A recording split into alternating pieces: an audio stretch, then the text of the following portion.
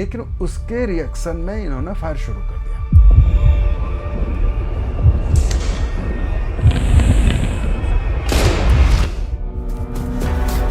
मौके की तलाश थी। अब मैं आपको बताऊं, हमको तब भी विश्वास नहीं था कि ये गोली चल रही।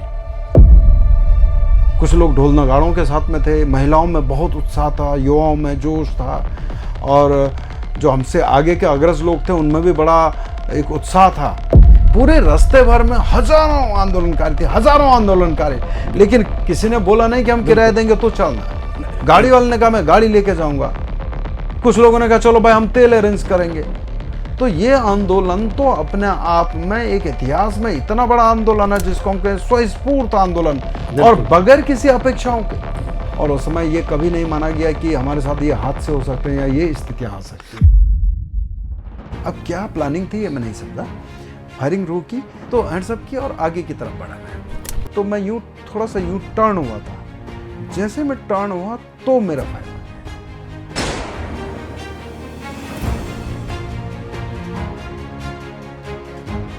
मैं तो मर गया। एक आदमी में हुआ, मेरे साथ 3-4 लोग और मरे।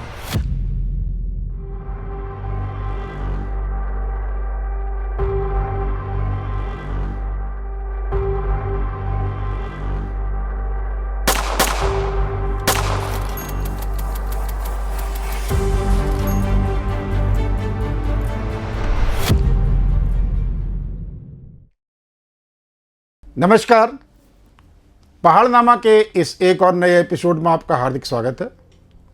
आज हमारे साथ हैं एक बहुचर्चित आंदोलन के चेहरे के भाई उत्तराखंडी। आइए करते हैं आपसे बातचीत और ताज़ा करते हैं उत्तराखंड आंदोलन के दिनों को। आपका स्वागत है। नमस्कार, जय बद्र विशाल।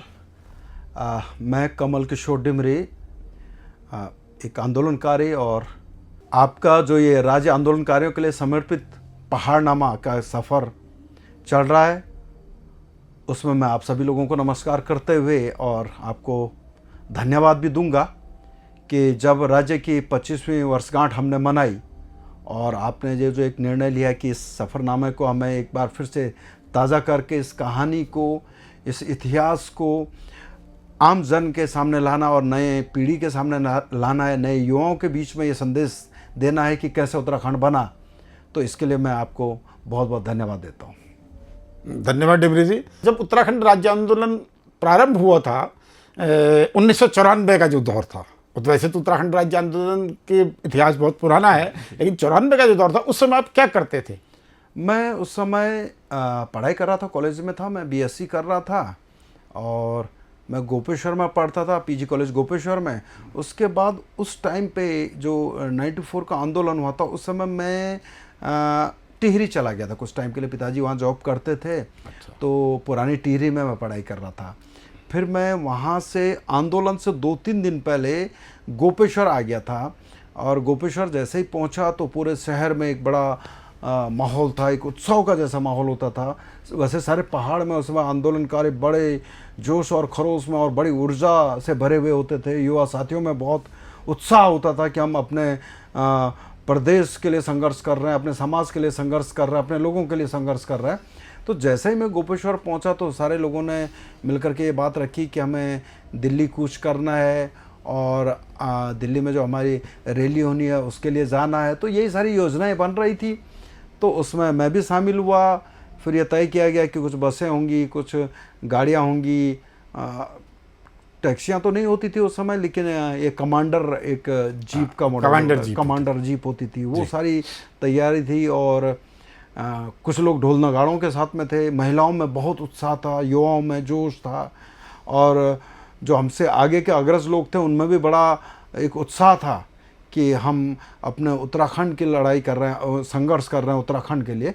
तो इसके लिए सभी लोग एक स्वर से चल रहे थे, और उस समय ये कभी नहीं माना गया कि हमारे साथ ये हादसे हो सकते हैं या ये स्थितियां आ सकती हैं। अच्छा, आप विज्ञान वर्ग के छात्र थे और बड़े सीमित अवसर थे उस समय बीएससी करने के बावजूद भी रोजगार के।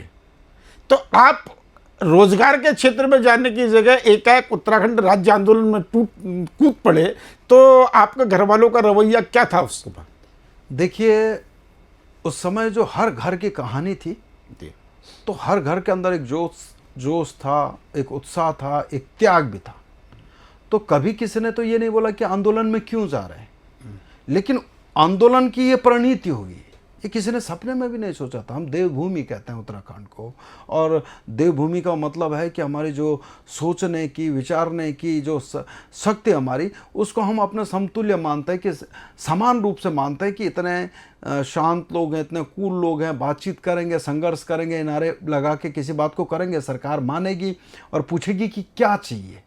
इस भाव से हम गए थे, कभी लड़ने के भाव से इसलिए नहीं गए थे कि हम उसको जाके डंडा मारने जाएं, या किसी की हत्या करने जाएं, या किसी को हम दुराचार करने जाएं। इस भाव से तो कोई भी नहीं गया था, अपनी बात करने गए थे। पूरे रास्ते भर में हजारों आंदोलनकारी थे, हजारों आंदोलनकारी, लेकिन किसी भी व्यापारी को कहिए, किसी वाहन को कहिए, किसी व्यक्ति को कहिए, कहीं कोई क्षति नहीं पहुंची थी।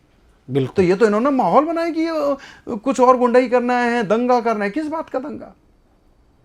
जो लोग हमारे दूसरे रास्तों से दिल्ली पहुंचे थे, उन्होंने क्या किया वहां?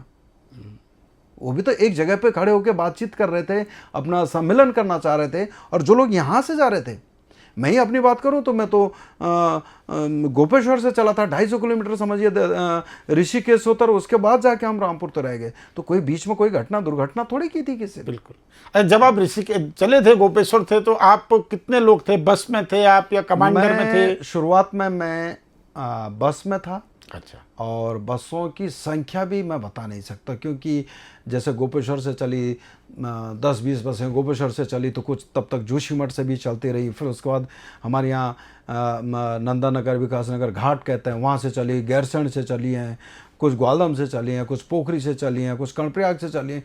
चलते चलते एक हजूम बन गया था, और ये स्वस्फूर्त था। किसी ने बोला नहीं कि हम किराया देंगे तो चलना। गाड़ी वाले ने कहा मैं गाड़ी लेके जाऊँगा। बिल्कुल। कुछ लोगों ने कहा चलो भाई हम तेल अरेंज करेंगे, कुछ लोगों ने कहा चलो भाई हम भीड़ को लेके आएंगे। इस तरह का ये एक स्वस्फूर्त आंदोलन था। क्योंकि मुझे याद है वो आंदोलन, उस समय कर्मचारियों ने अपना 3-3 महीना का काम नौकरी का रिस्क ले लिया था। बिल्कुल। वेतन नहीं मिला था। वेतन नहीं मिला तो कभी नहीं बोला कि वेतन दो, पहले उत्तराखंड राज्य दो, ये पहली मांग थी। ये कभी नहीं रहा कि वेतन पहले दो। व्यापारियों ने अपने प्रतिष्ठान बंद कर दिए थे। बिल्कुल। किसी ने बंद नहीं करवाए, खुद स्वस्फूर्त होकर के उन्होंने अपने दुकानें, प्रतिष्ठान, वहां पे छोटी छोटी दुकानें बहुत छोटी सी होती हैं, वो बंद कर दी 2-3 महीने तक। हल्दर किसान ने अपना हल जोतना छोड़ दिया था। महिलाएं अपने पशुओं को चारा किसी ढंग से उसका इंतजाम करके, सुबह और शाम करके वो इंतजाम कर रही थी चारा पत्ती का, और दिन भर आंदोलन में बैठती थी। हजारों महिलाएं आई, कोई ये नहीं कि वो महिलाएं आई जिनके पास काम नहीं है करके। वो सारी महिलाएं जो घर में घास काटती हैं, लकड़ी काटती हैं, गोबर उठाती हैं और ये काम करती है, पशुपालन करती, वो लोगों ने अपना टाइम का शेड्यूल ऐसा बनाया कि वो रात खुलने से पहले चारा पत्ती की व्यवस्था कर दें, लकड़ी की व्यवस्था कर दें, और उसके बाद दिन भर आंदोलन के जो भी धरना स्थल होता, प्रदर्शन स्थल होता, उन स्थलों पर बैठे दिन भर पूरी की पूरी सहभागिता उन्होंने निभाई। और उसके बाद ये आंदोलन चला। तो ये आंदोलन तो अपने आप में एक इतिहास में इतना बड़ा आंदोलन है जिसको हम कहें स्वस्फूर्त आंदोलन, और बगैर किसी अपेक्षाओं के।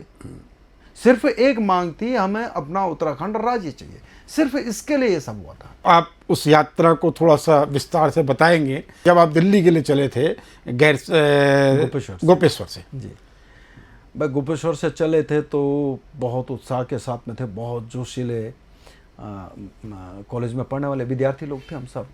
तो सारे लोगों में बड़ा जोश खरोश जो भी होता, चलते चलते मान के चले कि हम ऋषिकेश पहुंच, बिना रोक टोक के आप ऋषिकेश लगभग ऋषिकेश तक बिना रोक टोक के पहुंचे। उसके बाद रोक टोक शुरू हुई। बड़े सहज और सरल जो भाव होते हैं सबके, गाड़ी रोक दी, चेक कर लिया, टेस्टिंग होनी। कुछ ने तो ये तक बोला कि कुछ मेडिसिन देनी है। क्या मेडिसिन देनी कि कुछ बुखार की, ये सो इस ढंग से गाड़ी रोको भाई, ये भी बात करो। तो इस तरह से कोई दिक्कत किसी को भी नहीं थी। लेकिन क्या हो रहा था, जैसे मैं ही अपनी बात करूं कि अभी इस बस में बैठा हूं, कहीं पे बस रुकी, दूसरी बस में बैठ गया, दूसरा वाला इसमें बैठ गया, सबको अब ये भाव सबका था कि हम सब एक हैं। एक तालमेल के साथ। मतलब ये कहीं नहीं था कि मेरे बस वाला कह दे कि आप क्यों बैठे हैं इसमें, कोई नहीं, आप इस बस में 2-4 दूसरी बस में चले गए, कोई कहीं चले गए। और मैं तो स्टूडेंट था, तो चिरपरिचित 2-4 लोग हर बस में मिल ही रहे थे, चाहे हम यहाँ चमोली के कहें, चाहे रुद्रप्रयाग की बात करें, चाहे तीसरी जगह की बात करें। जिज्ञासा भी होती है, कितने ज़्यादा लोगों से मिल रहे हैं। जिज्ञासा हो रही थी। आर्मी वालों का आर्मी पर्सन जा रहे हैं, वो अपनी ड्रेस पहन के, कई लोग, बहुत अच्छा भी लग रहा था। किसी बस में महिलाएं बैठी हैं, बहुत मातृशक्ति ने बहुत बहुत सेक्रीफाइस किया था इस आंदोलन में। वो सब जा रहे हैं, तो वहाँ मिल के उनको नमस्कार करके सबको आगे बढ़ रहे हैं। तो एक तरफ से ये आंदोलन एक उत्सव की तरह उस समय तक चल रहा था, और किसी को भी ये भनक नहीं थी कि ऐसा कुछ होगा, क्योंकि वो कुछ चीज़ें थी नहीं, ऐसा कुछ था ही नहीं। लेकिन इसको डाइवर्ट कर दिया गया, किस ढंग से किया गया, तो यही सब इसमें रहा है। तो ऋषिकेश से आगे आप कितने बजे तक निकले होंगे? हम लगभग शाम को ऋषिकेश पहुंचे हैं। अच्छा। रात भर चलते रहे हैं। ऋषिकेश के बाद लगातार बैरियर शुरू हो गए। अच्छा। तो अंदाज ही नहीं लग रहा था हो क्या रहा, अब समझ ही नहीं आ रही थी ये चाह क्या रहे हैं। किसी ने, एक ने हमको चेक कर दिया, उसके बाद दूसरे ने चेक कर दिया, उसके बाद तीसरे ने चेक कर दिया, समझ नहीं आ रही थी। चलते चलते चलते लगभग रामपुर तिराहे के पास में हम पहुंच गए थे, जहाँ तक बस जा सकती थी। उसके बाद बस नहीं चल पा रही थी, क्योंकि बसों का जमावड़ा वहाँ पे था। कुछ बसें जो हमसे पहली वाली हो रही वो भी थोड़ा बेतरतीब लगी हैं, अस्त व्यस्त हो रही हैं। तो इस तरह का मंजर था, और रात का अंधेरा भी था। तब तक तो हम थोड़ा सा अपने फ्लो में चल रहे थे कि सारे चल रहे हैं, लेकिन उसके बाद जब वहाँ पे पहुँचे तो बड़ा अजीब सा, भयावह सन्नाटा। सन्नाटा नहीं, उथल पुथल मची हुई है। अच्छा। आ रहे हैं तो जैसे बस पहुंची तो धड़ाम धड़ाम से वो लठबाजी शुरू हो गई बसों पे। लाइट तोड़ दी गई, शीशे तोड़ रहे हैं। बगल के बसों का कुछ और शोर हो रहा कि डंडे लग रहे हैं, इधर कुछ और हो रहा। तो वो समझ से बाहर हो गया, ये हुआ क्या, अभी क्या हो गया। आगे अभी जो पिछले लोगों ने चेक किया और वेरीफाई किया, माने जो भी कहें उसको, भाई जब पुलिस की वर्दी में आदमी दिख रहा है तो ये भरोसा तो करना पड़ेगा कि ये सुरक्षा के लिए, ये भरोसा थोड़े करेंगे ये मारने के लिए आया है। बिल्कुल। भाई पुलिस अगर है तो सुरक्षा के लिए है, आर्मी अगर है तो सुरक्षा के लिए है। तो ये भाव आए तो हम तो ये ज़्यादा कॉन्फिडेंट हो रहे थे कि लोग हमारे साथ में, अब तो क्या प्रॉब्लम नहीं, अब तो किसी से भी डरने की जरूरत नहीं है। लेकिन वहाँ पे जाते ही सारा मंजर बदल गया। रामपुर तिराहे के पास में फिर उसके बाद जो आपको गोली लगी थी, हाँ जी, उस घटना को थोड़ा विस्तार से। क्या हुआ था कि जब ये रात का सारा ये रहा, लगभग रात के 2 बजे तक ये संघर्ष चलता रहा कि बसें आ रही हैं, पुलिस वाले पुलिस या कोई जो भी थे रोक रहे हैं, तोड़ रहे हैं, शीशा टूटा, डंडे लेके गए, कोई पुलिस वाला बस के अंदर घुस रहा, कोई कुछ कर रहा, किस तरह से कर रहा। हमारे साथ जो मातृशक्ति थी, बहनें थी, वो थी, उनको कहाँ लेके चले गया हमें नहीं पता है। कुछ युवा कहाँ चले गए, कुछ कहाँ के पता ही नहीं चल रहा, कोई गन्ने के खेत में भाग रहा, कुछ इस तरह से। हम भी एक नहर के पास में रहे, मतलब वो नहर, हमें क्या मालूम कि यहाँ नहर है, लेकिन कूदे तो जाके नहर में, तो समझ ही नहीं आया हो क्या रहा। कुछ रात के अंधेरे में कुछ नहीं। कुछ लोग वहाँ मुजफ्फरनगर के गांव में चले गए, गांव वालों ने बड़ा उनको सहारा दिया उस रात, वरना उनको तो पता ही नहीं हम कहाँ किस जगह पे भाई। ना वो फ़ोन का मामला है, ना आप मैप के थ्रू बात कर सकते, कुछ भी नहीं पता जो लोग वहाँ पहुँचे, लेकिन उन्होंने बड़ा उनको सहारा दिया। अब हम लोग ऐसे ही कहीं पे वो नहर के बगल पे 5-7 मित्र मेरे जो बिल्कुल नज़दीक रह गए थे उस समय, उसमें एक अनिल मैठानी हैं, एक पृथ्वी सिंह रावत हैं, एक विवेक सिंह हैं, और जगत रावत हैं, जगत गैरोला हैं, और बहुत सारे लोग उसमें थे। तो वो लोग वहाँ पे कहीं पे कोई दुबका हुआ, कोई बैठा हुआ, कुछ है ही नहीं ना, अंधेरे में हम कुछ भी नहीं कर सकते हैं, ना फ़ोन है, ना टॉर्च है, ना कुछ है। थोड़ा सा सर अगर उठा के देखते हैं तो पता नहीं कहाँ से कोई आवाज़ आ रही, किसी के डंडे लगने की, या लाठी पीट रहे हैं सड़कों पे, या इस तरह का माहौल बन रहा था। तो फिर ये हुआ कि रात भर हमें शांत रहना, किसी भी ढंग से रात काटनी, आज उजाले का इंतज़ार करते रहे। फिर लगभग 6 बजे के आसपास, माने लगभग 5-5:30 का रहा होगा कि हल्का सा उजाला पौ फटने लगती, हल्का उजाला होने लगता। तो फिर हमने सड़क पे, मतलब जो कोई नहर से, कोई खेतों से, कोई गांव से, इस तरह से थोड़ा थोड़ा वहाँ पे इकट्ठे होने लगे। तो लगभग जब वहाँ पे लोग इकट्ठे हुए तो आगे जब देखा कि पुलिस का बैरियर लगा हुआ है, ड्रम लगे हुए हैं, वो जाली वाली लगा रखी है, पूरा पूरा पैक था। मतलब समझ नहीं आ रहा ये इंसानों की दीवार है या कुछ रखी हुई चीज़ों की दीवार है, वहाँ तक पहुँच भी नहीं पा रहा था कोई। तो वो वहाँ खड़े हैं, पूरा पैक है। और मेरे साथ भी बहुत सारे लोग थे, गोपेश्वर के लोग थे। तो मेरे साथ कुछ गोपेश्वर के थे, मैं उस समय मैंने कुछ पढ़ाई टिहरी में भी की थी। टिहरी से जब गोपेश्वर आया था, कुछ टिहरी के लोग भी थे साथ में। तो फिर हमने क्या किया कि मैंने कहा बैठ के यहाँ पे 2 अक्टूबर का दिन है और 6 बजे 5 बजे हो रहा है, रघुपति राघव गाते हैं। तो मैंने भी कहा, कुछ और साथियों ने भी कहा, और इस तरह से हम बैठे और रघुपति राघव गाने लगे। रघुपति राघव हमने गाया काफ़ी देर तक। उसके बाद ये हुआ कि चलो उठे अब बात करते हैं। थोड़ा सा उजाला जब प्रॉपर हो गया, दिखने लगा, सामान्य 6 बजे के आसपास जो सामान्य होता विज़न उसमें आ गया। तो अब ये हुआ कि बात की जाए पुलिस वालों से। हम लोग खड़े हुए बातचीत करने की उसमें। अब ये सब चल ही रहा है। कुछ लोग आए जो मुझे लगता है कि नज़दीक के, मुझे लगा वो देहरादून का जो मुझे दिखा था कि उसमें 1-2 लोग कि देहरादून के बस के लोग रहे होंगे। तो वो क्या हुआ कि थोड़ा सा नए नए आए थे उस समय, क्योंकि वो पूरे एनर्जी के साथ, हम तो पूरा चमोली से या दूर से आ रहे हैं, थके हुए हैं, लेकिन वो थोड़ा एनर्जी थी उनमें। तो एनर्जी के साथ आए थे, तो एनर्जी के साथ दिखता तो बड़े एग्रेशन में था, क्यों रोका? क्वेश्चन सबके था, क्यों रोका? हम दिल्ली जा रहे हैं। भाई आपको क्या प्रॉब्लम है? रास्ते में रोकने का क्या मतलब है? हमें तो दिल्ली जाना है। और यूपी से तो कोई लड़ाई थी नहीं, जहाँ पे रोक रहे हैं वहाँ तो कोई औचित्य था ही नहीं। दिल्ली के बॉर्डर पे रोकते तो हम कहते दिल्ली नहीं आने दे रहा, लेकिन उस बीच के रास्ते में हमें क्यों रोक रहे हैं? तो इस तरह से उनमें जोश चढ़ा। तो उसमें से कुछ लड़के उन्होंने ईंट की या पत्थर कुछ फेंकने की कोशिश की थी। वो मेरे लेफ़्ट साइड में थे, मैं रोड के इस तरफ था, उस तरफ थे, तो वहाँ से कुछ फेंक रहे थे। तो बहुत बड़ा मामला नहीं था कि क्योंकि वो पत्थर कितनी दूर जाएगा, 5 मीटर 10 मीटर जाके जाएगा, और जिसके पास शील्ड है वो है, उस पर क्या फ़र्क पड़ना, उससे कुछ भी नहीं था। लेकिन उसके रिएक्शन में इन्होंने फायर शुरू कर दिया। मतलब उन्हें मौके की तलाश थी। अब मैं आपको बताऊं, हमको तब भी विश्वास नहीं था कि ये गोली चल रही। हमने सुना था अश्रु गैस सुने थे, रबर गोलियां सुनी, ये सुनी, हम कह रहे यही चल रही, क्योंकि एक दिमाग में था कि हम कोई काम ऐसा कर ही नहीं रहे जिसमें कि हमें गोली मार देनी चाहिए। ऐसा तो कोई काम ही नहीं कर रहा है ना। बिल्कुल। तो ठीक है, बस 2 दिन से समझिए बगैर खाए पिए चल रहे हैं, तो कोई हम किसी को कोई नुकसान पहुंचा सकते हैं ना? मनोदशा ऐसी थी, ना शरीर की दशा ऐसी थी, और न किसी के मन में ये सोच के गए थे ये करना। अब इतने में जब गोलियां चली तो हमें नहीं अंदाज, मैं अपनी बात करूं तो मुझे तब भी ये कंफर्म नहीं हो पा रहा था ये गोली एक्चुअल में वो गोलियां हैं जिससे आदमी मर सकता है या मारने की साजिश हो रही। लेकिन मेरे साथ में मेरे एक मित्र है विवेक सिंह नेगी, उसके बगल में एक लड़का था, उसको गोली लगी पेड़ के इस तरफ हुआ है, तो उसको गोली लगी, वो ये मानिए वहीं पे एट द स्पॉट हो गया, डैडी सर पे लगी थी उसके। फिर एक बौखलाहट सी मच गई कि गोली चल रही है, मर रहे हैं। ये किया तो जब गोलियां चलने लगी तो फिर मैं थोड़ा सा आगे निकला, तो मैंने हैंड्स अप किए, हाथ खड़े किए, और मैंने कहा बात की जाएगी। उन्होंने भी लगभग 1-2 मिनट के लिए फायरिंग रोक दी। अब क्या प्लानिंग थी ये मैं नहीं समझा।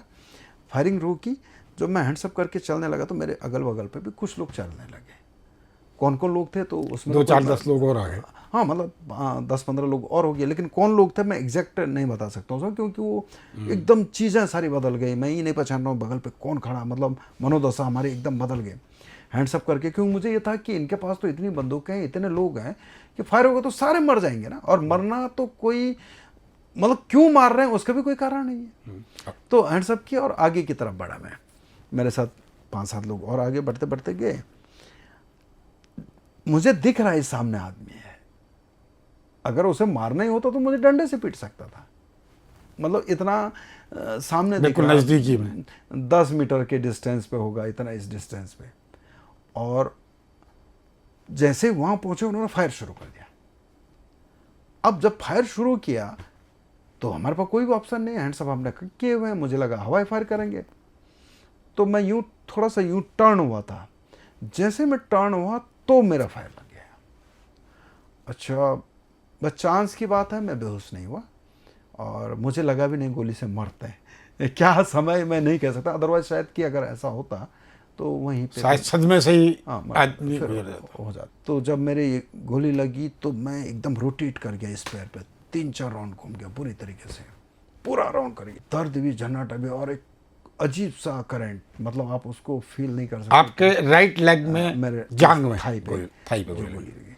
तो उसमें क्या था कि झंझनाहट भी था और वो सेकंड के हिसाब से पूरे बॉडी के अंदर पसीना आ गया, दर्द भी है, टेम्परेचर भी बढ़ा, सारा चीज़ मुझे नहीं मालूम वो क्या क्या हुआ, जो भी हुआ उसका। 303 वो फाड़ते हुए निकला और मेरे ये बोन बाहर निकल गया पूरा, ये ठूंठ पूरा हड्डी का, मतलब ऐसा लगा लकड़ी का ठूंठ निकल गया बाहर यूं करके, और मैं गिर गया। मेरा चश्मा मैं तब भी पहनता था 94 में, चश्मा मेरा जब मैं घूमा तो वो गिर गया नीचे, वो वहाँ गिर गया। थोड़ी देर में करा, चिल्लाया। इतने में मेरे बगल पे एक दोस्त था मेरा, अनिल मठानी, वो वहाँ पे आया। उसने कहा मार दिया इसको, मार दिया। तो मैं, अनिल मठानी इधर से और 2-3 लोग इधर से, ये 2-3 लोग आगे की तरफ बढ़ रहे हैं, पुलिस की तरफ, और दिमाग में सेंस आया कि अगर ये पुलिस की तरफ बढ़ेंगे तो इन्होंने मरना है। मैं तो मर गया, एक आदमी में हुआ, मेरे साथ 3-4 लोग और मरेंगे। तो मैं उनसे, मैंने उसको मेरा दर्द हो गया, मैंने कहा दर्द हो गया, तो देखा उसने जिंदा है। मैंने कहा दर्द हो गया मेरे, और मैंने वो चश्मा उठा मेरा यूं, भाई ये जिंदा है, यूं करके चिल्ला, वो जिंदा है, बड़े चीखा चिल्लाया, वो जिंदा है। और ये करते हुए उन्होंने खींचा मुझे, तो खींचते तो ये तो कुछ था ही नहीं, ये तो झूल गया पूरा। तो उन्होंने मेरे ये इधर से खींचते हुए कंधे से और मुझे खींच के ले गए पीछे। तो वो काम उन्होंने इतना इमीडिएट किया, सेकंडों में वो काम किया कि मेरे समझ से उसको कमांडोज भी मेरे समझ उतना एक्सपर्टीज के साथ में नहीं कर पाते होंगे जितना उन्होंने किया। लेकिन एक अच्छी बात थी कि जैसे मैंने कहा कि मेरा चश्मा दो, मैं दर्द हो रहा, तो उनको एकदम दिमाग काम कर गया, ये जिंदा है, इसको बचाना है। अदरवाइज ये होना था कि उन्होंने 2-4 आगे लोग बढ़ना और था, और कम से कम हमारे साथ के 5-7 लोगों ने और जाना ही जाना था, पूरा जाना था। जैसे खींच के मुझे ले गए तो इधर भीड़ मची हुई है, रास्ता बंद है, लेकिन जैसे वो बढ़ रहे हैं तो लोगों ने उनको रास्ता दिया। तो मुझे उठा करके एक कमांडर उनके पास में थी, एक हमारे मित्र हैं, उनके पास में कमांडर जीप थी, वो देवलधार गोपेश्वर के पास में, सागर देवलधार, वहाँ एक हमारे साथी उनके कमांडर थे। उठा करके मुझे उस कमांडर में डाला, वो कमांडर में डाला, और सीट में, पीछे की जो लंबी सीट उसमें, अब 2 लोग और आए, 2 लोगों पे जिन पर गोली लगी, वो भी उस गाड़ी में बैठ गए। उस गाड़ी में बैठाया उनको, वो दोनों डेड हैं, और उसी समय एट द स्पॉट खत्म हो गए। वो दोनों नीचे, मैं ऊपर, 3, बाकी सारे लोग घेर के उस गाड़ी में चिपक करके बैठ गए, ये कर गया, चलो, कुछ बाहर लटके, कुछ अंदर लटके, और ये समझिए कि 3 लोग गोली लगे हुए हैं, गाड़ी के फर्श पे पूरा ब्लड हो गया, पूरा ब्लड हो गया। और मेरे साथ के जो थे सारे, मतलब एकदम सुन्न हो गया सारा मामला। किसी हाल में रुड़की ले चलो, तो रुड़की ले गए। ड्राइवर हमारा बहुत एक्सपर्ट था, बहुत एक्सपर्ट था। मैं जैसे तैसे गाड़ी निकालते हुए हरिद्वार से रुड़की पहुंचाया हमें। तो जबकि रोड में जाम था, बस थी, पब्लिक थी, तो उसने क्या किया कि जैसे गाड़ी निकाली, और मैं हल्के उस सेंस में हूँ, ये देख रहा हूँ कि मेरा साथी रो रहा है, मतलब दिख रहा मुझे ये सब चीज़, लेकिन उस समय मुझे दर्द नहीं हुआ, मतलब ये फील नहीं हुआ कि दर्द हो रहा, और ये फील भी नहीं हुआ कि मैं मरूंगा। मुझे नहीं लगा कि 1% भी कि मैं मरूंगा। इन दोनों से जबकि 303 की गोली अपने आप में जो है कि उसका जहर नहीं फैला, यही बहुत बड़ी बात। वो बड़ा चांस जो मैं कर रहा हूँ कि हमारे पास बहुत, एक तो टीम बहुत, जो मेरे मित्र लोग थे, ये बहुत जज्बा इन्होंने दिखाया। वो मैंने कहा कि जो हमारे पायलट थे, गाड़ी के ड्राइवर, वो बहुत एक्सपर्ट ड्राइवर थे। जिस पोजीशन में उन्होंने गाड़ी निकाली, कि किसी भी हाल में हमें ये करना है, मतलब ये 1% भी नहीं सोचा कि आगे क्या होगा, टक्कर जाएंगे, कुछ हो जाएगा, ऐसा नहीं। चिल्लाते हुए क्या, मैं निकलो निकलो निकलो करके, और इस तरह से लेके मुझे रुड़की ले गए। रुड़की हॉस्पिटल में जब ले गए, डॉक्टर जो भी रहेंगे डॉक्टर साहब, मैं तो पहचाना नहीं खैर उसका। तो उठा करके मुझे लेटाते हैं, तो स्ट्रेचर में तो कुछ होना ही नहीं था, कहीं मेरे समझ से ज़मीन पे ही लेटा के किया। स्ट्रेचर में लेटने लायक था ही नहीं, कुछ बचा ही नहीं था ऐसा। केवल ये साइड में मेरे मांस थोड़ा सा रहा होगा, बाकी ये लटक गया। तो उन्होंने वो एक सपोर्टर, मुझे याद है कि वाइट कलर का एक टीन का लंबा सा लेके आए, और मेरे दोस्तों से कहा कि पैर खींचो इसका। वो सिंक हो गया था, ये सारा एकदम सिंक हो गया था, मसल्स चिपक गई थी, हड्डी बाहर थी, हड्डी मेरे लगभग यहाँ पे तक आई थी। तो क्योंकि इसको खींचो, तो नॉर्मली तो मैंने लगा खींचना बहुत बड़ा मामला नहीं, हाथ है पैर है खींचे, लेकिन जब पूरी ताकत लगानी पड़ी उनको, 3-4 लोग इधर चले गए, 3-4 इधर चले गए, वो जकड़ गया, वो खींचा उसको। जब खींचा तो उन्होंने फिर उसको ये बांधा, मेरा जीन्स पैंट या कोई जो रेडीमेड पैंट था, वो पैंट उन्होंने फिर कैंची से काटा। और जब वह खींचो तो मेरे एक साथी बोलने लगा, अरे ये तो बहुत, मतलब उसके मुंह से एकदम चीख आ गई। तो डॉक्टर ने उसको बाहर किया कि ना चुप, क्योंकि उनको लगा कि शायद इससे मुझे सदमा आ जाएगा, मुझे वो भी याद है। तो उन्होंने कहा कि अनिल मठानिया जिसको, वो थोड़ा चिल्ला गया, मर गया ये तो, इसने सर तोड़ दिया इसका। तो वो डॉक्टर ने उनको कहा कि आप मतलब डांटते हुए कि चुप रहो, इस तरह हम ठीक करेंगे इस सेंस में। और वो बांधा उन्होंने। तो पेन किलर या उसका तो मतलब ही नहीं था उस समय, जितनी देर में ये सब होता है। उसके बाद ये किया उन्होंने, और जो आप कह रहे हैं कि पॉइजन की बात हुई, तुरंत हमें कहा कि इसको हरिद्वार ले चलो। अब कभी संयोग का उसको कि जिंदा रहना था, ये चीज़ देखनी थी, ये सब अदरवाइज स्थितियाँ बहुत ही प्रतिकूल थी। बिल्कुल। लेकिन साथ में जो लोग थे हमारे, वो आंदोलन का जो जज्बा था उनके अंदर, वो काम करने का जज्बा था। जैसे उन्होंने कहा कि हरिद्वार इनको ले जाओ हायर सेंटर में, तो इमीडिएट मुझे उठाया वहाँ से और हरिद्वार मुझे वहाँ से ले गए। हरिद्वार में जैसे ही हम पहुँचे, तो जितने में हम पहुँचे तब जैसे ही पहुँचे तो डॉक्टर साहब आए और उन्होंने सीधा मेरा वो वाला फ्लैश निकालना शुरू कर दिया। तो उस समय मुझे तब याद है वो कि मतलब चीर रहे हैं, काट रहे हैं, तो वो दर्द और जला हुआ पोर्शन उन्होंने निकाला, जो आप कहते हैं पॉइजन वाला, तो वो बहुत ही मतलब पीड़ादायक था। तो मैं भी चिल्ला रहा हूँ, मैं पेन किलर लगाओ, मुझे ये करो सो करो, अपने ढंग से सब कर रहे होंगे, लेकिन मैं अब धीरे धीरे अब कॉन्शियस होने की नौबत में आ गया। इसमें अब दर्द से मैं बौखला रहा हूँ, ये सारी चीज़ें हो रही हैं। तो उन्होंने वो पूरा कैंची से और चाकू से कुरेदना जैसा, मैं समझ रहा हूँ इस चीज़ को, वो किया। वो जो नीचे प्लेट लगी हुई थी वो सपोर्ट के लिए, सपोर्टिंग की, वो बांधी हुई थी उस पर।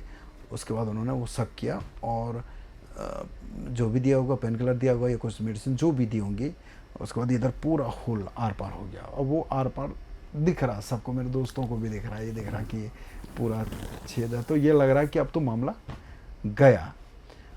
पर ये था कि न वो हिम्मत हारे न मैं हारा, दोनों एक दूसरे के साथ में चलते चले गए। फिर उसके बाद फिर वहाँ से देहरादून लेकर आए। तो देहरादून जब लाए थे, इतनी देर में लगभग कर्फ्यू भी लग गया था, जो मेरे दोस्त मुझे सुनाते हैं, क्योंकि मैं जैसे हॉस्पिटल के अंदर एंट्री हुआ, बहुत बड़ा हजूम था, बड़े हल्ला गुल्ला नारेबाजी ये सब चल रही हैं। कई लोगों को तो यही नहीं पता चला इनमें पेशेंट कौन है, क्योंकि मेरे कई दोस्त थे जिनके सारे बदन पे खून लथपथ था। 3 लोगों को लेके आए थे, कुछ औरों की हेल्प की थी उन्होंने, तो सारा कुछ लोग उनको भी लेकर गए कि शायद ये हैं।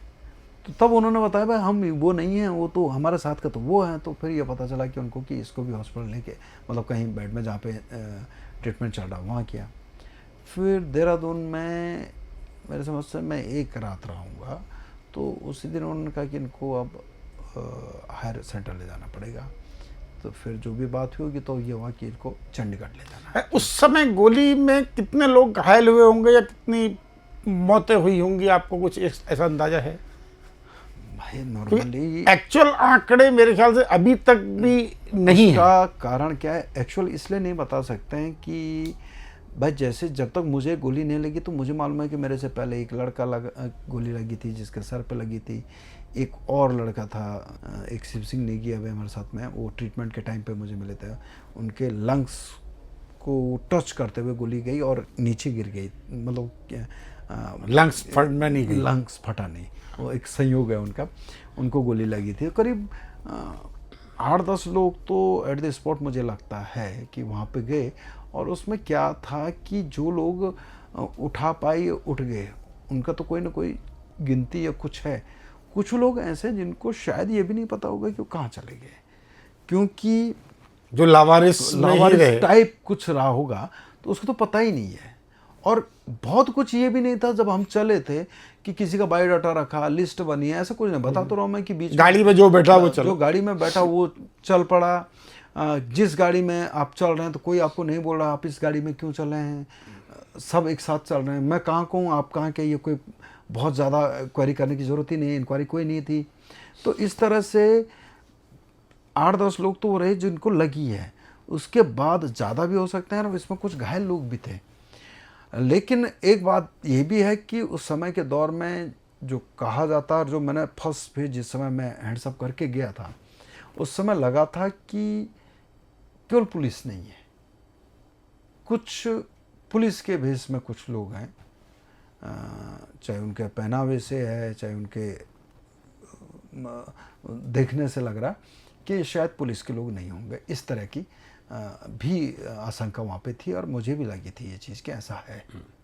पुलिस के इतर कुछ और ऐसी कुछ व्यवस्थाएं थी जो कि इसी अराजकता फैलाने के लिए की गई जो थी। फायर करने वाले, मुझे लगा मैक्सिमम लोग फायर करने वाले वही थे जो पुलिस के नाम पे भेजे गए थे कि वो ये काम करें।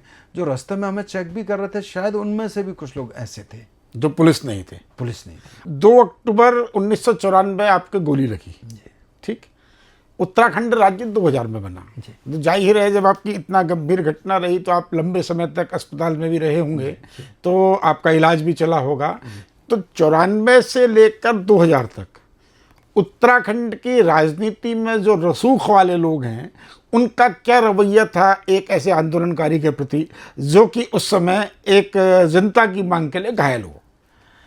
उस समय जितने भी रसूख वाले नेता थे हमारे, पहले तो उत्तराखंड के पक्ष में नहीं थे, और अगर पक्ष में थे भी तो उनको तो पता ही नहीं था आंदोलनकारी कौन है।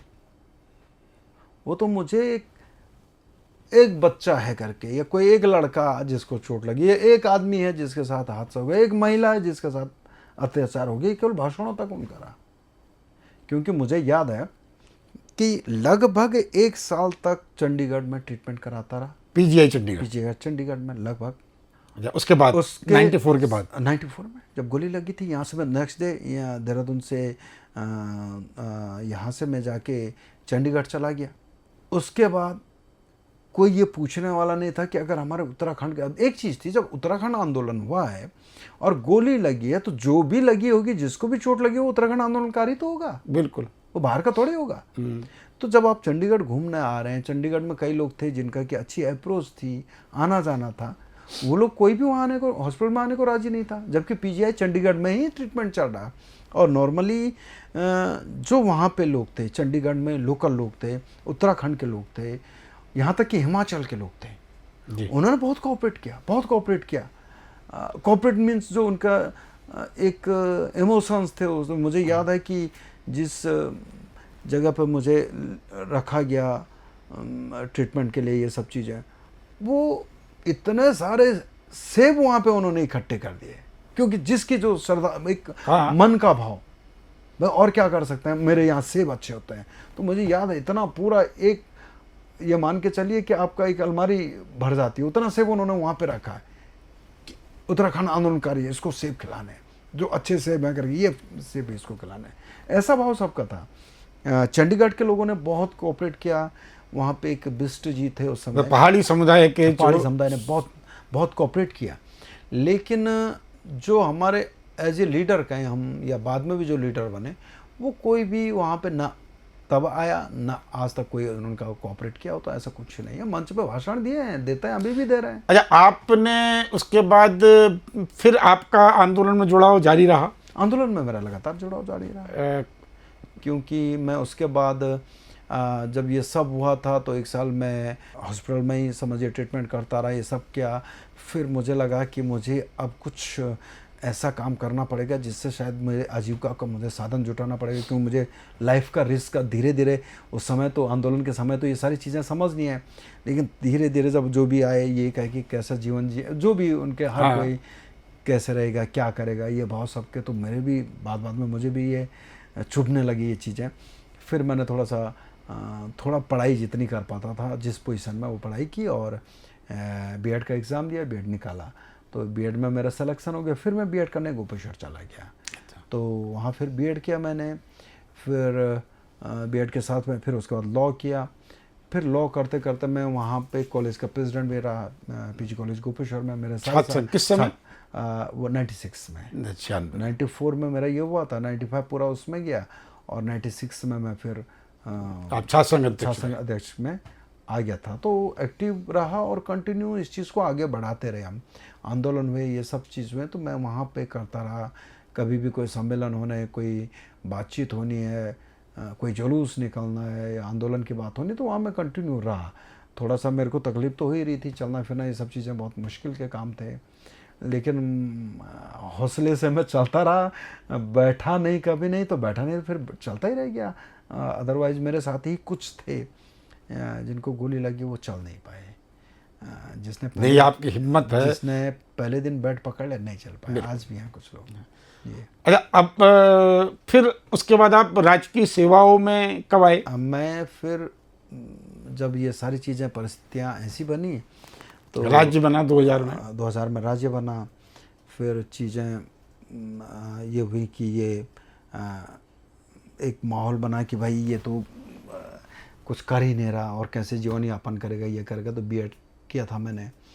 फिर तब तक वो शिक्षा विभाग में कुछ पद आए थे शिक्षक बंधु के, तो मैंने वहाँ अप्लाई किया घर के पास करके कि मुझे घर से आने जाने की व्यवस्था बने पीपल कोटी के लिए। तो मैं कुछ टाइम फिर शिक्षक बंधु में रहा। अच्छा। तो 2000 से 2003 तक मैंने शिक्षक बंधु में काम किया। तो शिक्षक बंधु में होता क्या था कि मैं जितना मेरा क्लास होती थी, स्कूल होती थी, वो करता था। बाकी टाइम पे मैं सामाजिक काम जो मुझे करना है वो करता रहता था, वो सब चीज़ें हैं। लेकिन फिर उसके बाद 2003 में मेरा परमानेंट जॉब लगी पिथौरागढ़ में, बनकोट एक जगह, पिथौरागढ़ बनकोट में। तो मैं जो ये जॉब लगी थी मेरी अपनी योग्यता पे है, अपनी एबिलिटी पे है, अपने नहीं 2003 में तो वैसे भी राज्य आंदोलनकारियों को नौकरी देने का कोई प्रावधान बना ही नहीं था। 2007 में बना। 2007 से इनको कहा गया कि इनको सर्विस दी जाएगी। तो मैं 2003 में पिथौरागढ़ चला गया, तो बनकोट में। फिर उसके बाद मैंने शासन, सरकार और इनसे बात की, रिक्वेस्ट भी की और ज़रूरत भी थी मेरी कि मैं घर के पास रहूँ। अच्छा, आप जो है कि दूरस्थ, बनकोट एक दूरस्थ क्षेत्र है। जी। और गोपेश्वर भी एक दूरस्थ क्षेत्र है, और आप एक राज्य आंदोलनकारी हैं। जाहिर सी बात है कि 2000 उत्तराखंड जब राज्य बना तो उसके बाद आपको कहीं ना कहीं राज्य आंदोलनकारी के रूप में चिन्हित भी किया गया होगा। तो एक और इस कंडीशन में मैं समझता हूँ कि कहीं ना कहीं आपको एक विकलांगता प्रमाण पत्र भी सरकार द्वारा दिया गया होगा। तो इन तमाम प्रमाण पत्रों के साथ क्या आपने ये कोशिश नहीं की कि आप पिथौरागढ़ से, बलुआकोट से या गोपेश्वर से कहीं देहरादून या हल्द्वानी जैसे किसी सुटेबल और मैदानी क्षेत्र में नौकरी करने के लिए आ जाए? वो तो मुझे आज भी ठीक नहीं लगता कि मैं गोपेश्वर से आके देहरादून चला जाऊं। ठीक है, यहाँ आता हूँ, घूमता हूँ, फिरता हूँ, जो मुझे यहाँ पे ठीक लगता वो करता हूँ, लेकिन जो यहाँ जो ठीक लगता वहाँ उसमें आनंद आता। तो वो आनंद यहाँ पे नहीं है। मुझे लगता जो आनंद मुझे गोपेश्वर में आता है या अपने पहाड़ में आता है, वो आनंद मुझे यहाँ के उसमें नहीं। अब होगा ठीक है, घूमने तक के लिए, इसके तक के लिए ठीक है, लेकिन मैं मतलब कोई काम पड़ गया या घूमना फिरना हो गया, कोई ज़रूरत की बातें होंगी, कुछ काम करना है, उस तक के लिए तो ठीक है, मुझे देहरादून अच्छा लगता है। नहीं, कभी सरकारी व्यवस्था में पूछा गया हो कि भाई क्या आपकी ऐसी आवश्यकता है? सरकार कहाँ पूछती है? सरकार तो आज भी नहीं पूछती है। अभी 25 साल मनाए सरकार ने। हाँ। मेरा नाम नहीं है। अच्छा, मतलब उत्तराखंड राज्य आंदोलनकारी के रूप में आपको 25 साल में नहीं बुलाया गया? मुझे बाद में पता चला कि उत्तराखंड आंदोलनकारियों का सम्मान समारोह। तो फिर मैंने पूछा वहाँ अपने तहसील, हमारे एसडीएम साहब हैं, मैंने उनसे पूछा सर कि मैं ये आपने जिनको बुलाया गया कौन लोग हैं कि आंदोलनकारी? मैंने क्या होना कि सम्मान होना है? तो मैंने किस ब्लॉक के? कि जोशीमठ ब्लॉक के। तो मैंने कहा मेरा भी तो नाम होगा उसमें, जानते हैं मुझे सब कुछ है, लेकिन कहने लगे भाई यहाँ तो नहीं नाम है। कि उन्होंने कहा कि मुझे लग रहा है आपका गोपेश्वर होगा। दसोली में पूछा कि मैं आंदोलनकारी हूँ, मुझे गोली दसौली मतलब आपका जो मूल ग्राम है? जो दसोली मीन्स गोपेश्वर, एक ब्लॉक जोशीमठ ब्लॉक है, एक दसोली ब्लॉक है। दसोली ब्लॉक माने जिसमें गोपेश्वर भी आता है।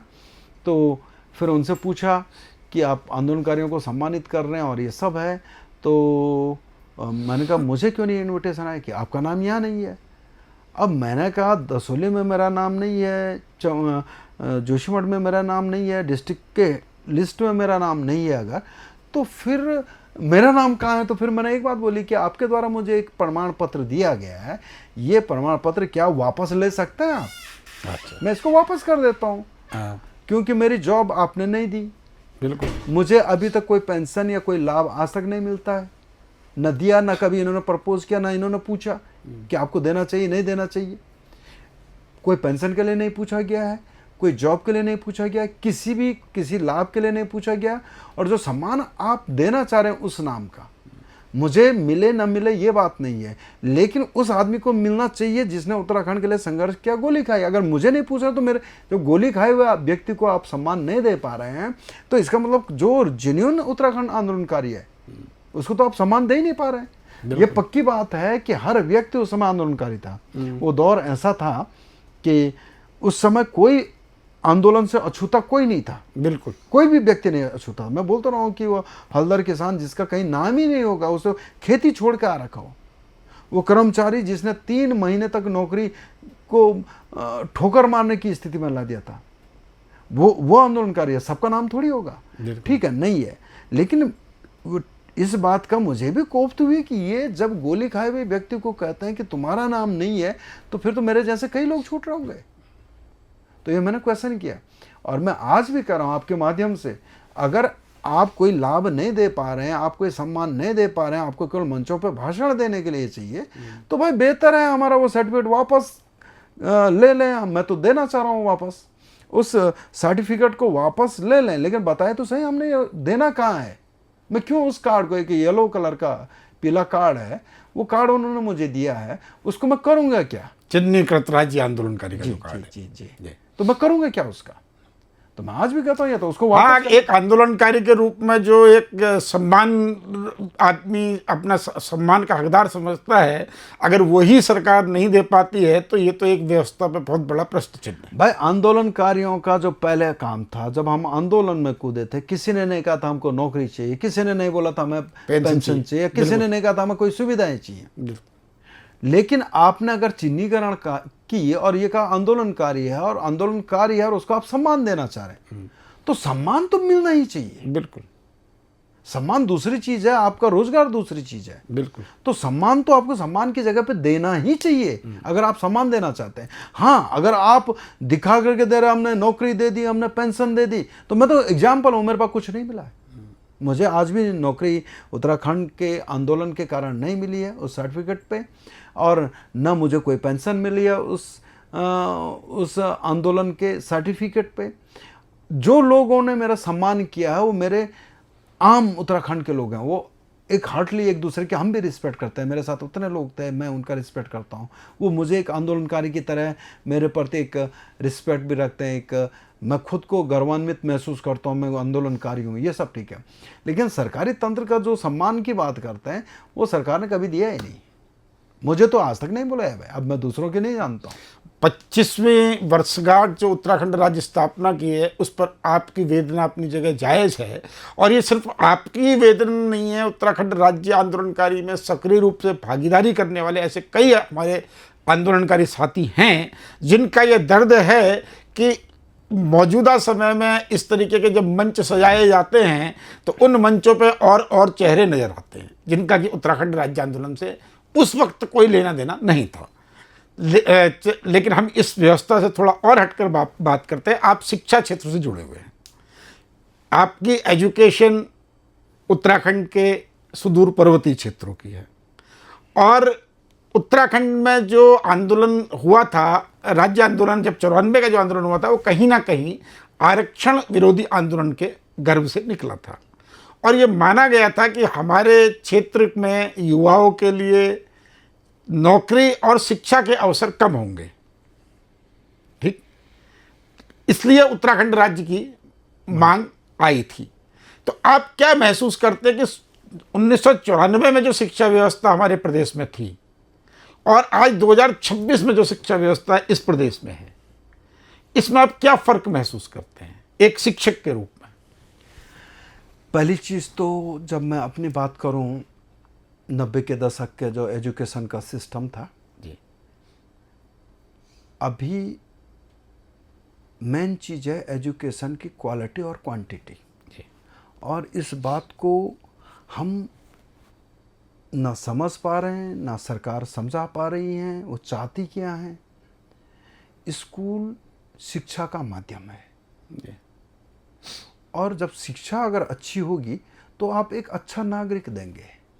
अच्छा कर्मचारी तो बात की चीज़ है, पहले आपको अच्छा नागरिक चाहिए। बिल्कुल। अब क्या कह रहे हैं आप कि शिक्षा का आपका क्वेश्चन था कि शिक्षा कैसी है, तब से अब हाँ।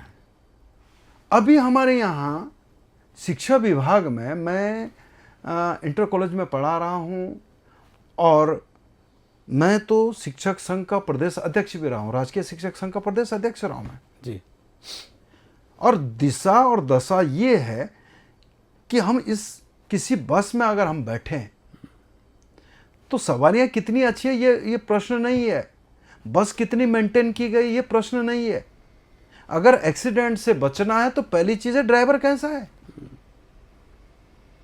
तो ये व्यवस्था तो इन्होंने दी ही नहीं स्कूल को चलाने की। स्कूल को ड्राइव करने के लिए हमें एक प्रिंसिपल की जरूरत होती है, और आज भी 60% प्रिंसिपल हमारे पास वो विद्यालय हैं जिनके पास प्रिंसिपल नहीं है। शिक्षा व्यवस्था आप पार्ट टाइम करवा रहे हैं। जिस प्रदेश में शिक्षा व्यवस्था पार्ट टाइम हो उसका भविष्य कैसे सुधर जाएगा। पार्ट टाइम व्यवस्था करके इन्होंने गेस्ट टीचर को दे रखा है। इस समय हमारे स्कूल के पूरे एजुकेशन सिस्टम में 50% आधे लोग गेस्ट काम कर रहे हैं। आप उनको फुल टाइम क्यों नहीं बना देते हैं? कई तरीके के अध्यापक हो गए हैं, गेस्ट टीचर अलग हैं। हम ये कह रहे हैं, मैं ये कह रहा हूं, आपने शिक्षा को गेस्ट बना दिया। आप कह रहे हैं हम एक समृद्ध प्रदेश की कल्पना करते हैं, एक शिक्षित प्रदेश की कल्पना करते हैं, एक विकसित प्रदेश की कल्पना करते हैं, और शिक्षा आप चाह रहे हैं हमारा बच्चा डॉक्टर और इंजीनियर बने, और टीचर को आप टीचर नहीं कह रहे हैं, गेस्ट टीचर कह रहे हैं। अगर आपको टीचर देना है तो आप उस गेस्ट टीचर को क्यों गेस्ट टीचर बना रहे हैं? वो क्वालिफाई है, ऐसा नहीं है उसमें कोई कमी है, बहुत पढ़ा लिखा है, बहुत हायर एजुकेशन। माने जो बच्चा मेरे बाद का आया है निश्चित तौर पे मेरे से आगे, वो 2 कदम आगे है हर मामले में। तो शिक्षा में भी मुझसे 2 कदम आगे होगा। तो जब वो मुझसे 2 कदम आगे है, आप उसको परमानेंट क्यों नहीं कर देते हैं? और अभी आपने देखा होगा 31 मार्च को हमारे बहुत सारे शिक्षक अभी रिटायर हुए हैं। स्कूलों की हालत बहुत खराब है, बहुत खराब है। अब क्या सिस्टम है, ये हमारे सरकारी विद्यालयों को बंद करना चाह रहे हैं। मैं सीधी बात आपके माध्यम से ये रखूंगा कि ये सरकारी विद्यालयों को बंद करना चाह रहे हैं, क्योंकि ये निजी स्कूल खुद खोल रहे हैं। इनके सारे कॉलेज अपने, विद्यालय अपने, सारा तंत्र अपना। अब इन्होंने हमारे बच्चों का भविष्य दे दिया guest part time teacher. Guest teacher में कोई कमी नहीं, लेकिन उसको पक्का करने को राजी नहीं है। तो चाहे आप शिक्षा की बात करें, चाहे स्वास्थ्य की बात करें, चाहे पेयजल की बात करें, सब जगह एक ही हाल अभी चल रहा है प्रदेश का। जो आपने कहा 90 के दशक से और आज तक की बात करें शिक्षा में। आपने अभी कहा कि आप शिक्षक कर्मचारी संघ के प्रदेश अध्यक्ष भी रहे हैं। जैसा हम देख पाते हैं कि इस प्रदेश के अधिकांश नेताओं की पत्नियां कहीं ना कहीं शिक्षा में जुड़ी हैं, शिक्षक के तौर पर इस सिस्टम से जुड़ी हैं, और वो पत्नियां कहीं ना कहीं अपने पति के गद्दी में विराजते ही देहरादून और हल्द्वानी जैसे सुटेबल जगहों पर प्रतिस्थापित हो जाती हैं। किसी येन केन प्रकार उनका स्थानांतरण हो जाता है, और पहाड़ की व्यवस्थाएं पूर्ववत खाली चल रही हैं। उन्हीं को देखते हुए जो सक्षम युवा हैं, जिन्हें नए रोजगार प्राप्त होते हैं या जो नए नौकरी में लग रहे हैं, उन्होंने भी वही स्थिति बना ली है कि उनकी नौकरी बाद में लगती है और सचिवालय के चक्कर पहले शुरू हो जाते हैं। और हर अध्यापक का प्रयास रहता है कि वो किसी भी प्रकार से मैदानी क्षेत्र की ओर आ जाए। मैंने आपसे भी पूछा कि क्या आपको कोई एक अतिरिक्त ऐसी सुविधा नहीं मिली जिसकी वजह से कि आप इधर आ पाए। आपने उस चीज़ को नहीं लिया, ये आपका साधुवाद है, लेकिन ये एक व्यवस्था शिक्षा क्षेत्र में है, ये आप मानेंगे। तो इस व्यवस्था को आप कितना नुकसानदायक समझते हैं इस पूरे प्रदेश की शिक्षा प्रणाली के लिए, इस प्रदेश की स्थानीय जनता के लिए? पहली चीज़ तो जो आपने कही कि जितने भी लोग हैं और जो अप्रोच वाले लोग हैं, हाँ, सक्षम लोग वो जो हैं। सक्षम लोग हैं, वो सारे लोग अपने को देहरादून में, हल्द्वानी में सुगम में आना चाह रहे हैं। वो आपने कहा मैदानी इलाका, एक तो हुआ मैदानी इलाका, एक हुआ सुविधाजनक इलाका। जी। आपने मैदान में ही सुविधा देने का काम किया है, दिक्कत तो यहाँ है ना हाँ। भाई। ये किसने कहा कि पहाड़ में हॉस्पिटल नहीं बन सकते हैं, पहाड़ में अच्छी स्कूल, अच्छा एजुकेशन नहीं दे सकते? मैं तो कह रहा हूँ आज भी इनसे तो बेहतर अगर बात करें तो सोच के मामले में तो ब्रिटिश गवर्नमेंट इनसे बेहतर रही। उसने तो पहाड़ों में जाके इंस्टीट्यूट खोले हैं। बिल्कुल। एजुकेशन के जो हमारे हब रहे हैं पुराने, और अगर हम उत्तर प्रदेश की और उत्तराखंड की बात करें तो अल्मोड़ा, नैनीताल, पौड़ी, मैं आज भी कहता हूँ गोपेश्वर में अगर मैं बात करूँ, मैं उस कॉलेज का अध्यक्ष भी रहा हूँ, तो यूपी के टाइम का हमारा दूसरे नंबर का कॉलेज होता था जहाँ पे 5 फैकल्टीज होती थी, गवर्नमेंट की फैकल्टीज, और इतने बेहतरीन हमारे शिक्षक। Gopeshwar degree college, Gopeshwar PG college Gopeshwar होता था। तो वो बहुत अच्छे कॉलेजों में से एक था। लेकिन धीरे धीरे इन्होंने खुद माहौल ऐसा बनाया कि लोग पलायन करें। और आप समझ नहीं रहे हैं, अभी मैदानी क्षेत्र बोलना अलग है और सुविधाजनक क्षेत्र बोलना अलग है। आप सुविधा वहां क्यों नहीं दे रहे भाई? बिजली पहाड़ों में बनती है तो पहले पहाड़ को दो ना। शिक्षा का माहौल, क्योंकि जो माहौल वहां पे है, नैसर्गिक जो भौगोलिक स्थिति है, पहाड़ की आबो हवा स्वच्छ और शुद्ध है, वहां पे पढ़ाई के लिए बहुत अच्छा है। बिल्कुल। आप तो कह रहे हैं आईएएस की ट्रेनिंग हमारे यहीं तो हो रही है, मसूरी में। बिल्कुल। तो उसको हम घंटा घर पे तो नहीं बना सकते ना। घंटा घर पे बनाएंगे तो ये मेरी समझ से वो बात नहीं रहेगी। आज मसूरी में भी वो बात नहीं है, उसे और कहीं ऊपर ले जाना चाहिए, होना चाहिए। तो मैं तो ये कहूंगा सबसे पहले अगर ये सच में कुछ करना चाहते हैं तो सबसे पहले शिक्षा निदेशालय को उठा करके गैरसैंण रखें। ये हमारी एक बहुत बड़ी नैतिक और एक जीत होगी, मॉरल जीत होगी हमारे। तो क्या आपने कभी शिक्षक संगठन के अध्यक्ष के रूप में इस मांग को आगे बढ़ाया है? मैंने रखा था। अच्छा। मैंने रखा था सरकार तक, लेकिन सरकार को, संगठन केवल एक दबाव ग्रुप होता हमारा।